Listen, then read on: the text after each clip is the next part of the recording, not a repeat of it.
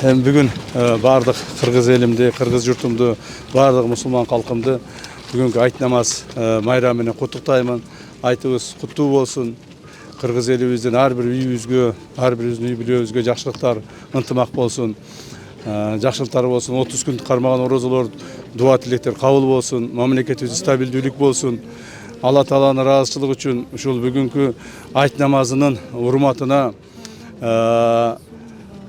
kimdir biröөнү ушул убактарда капа кылып койсом, же kimdir biröөгө туура эмес мамиле кылып койсом, мен ар бир мусулман калкыман кечирим сураймын. Жана ушул айт намаз маалында, то есть орозо маалдарында жалган жала таратып, ар түрдүү ушак сөздөрдү таратып, ар түрдүү жаман болбогон нерселерди айткан, жана ошолорду тараткан ар бир адамды дагы мен Алла Тааланын ыраазычылыгы үчүн, айт намаздын урматы үчүн кечирдим бардыгын. Кечирдим. Мындан ары мындай жаман иштерге барышпасын. Жаман сөздөрдү, туура эмес маалыматтарды таратышпасын. Жүрөгүнө иман берсин алардын дагы. Алла Таалам ар бириңизден ыраазы болсун. Майрамыңыздар менен, урматтуу мусулмандар.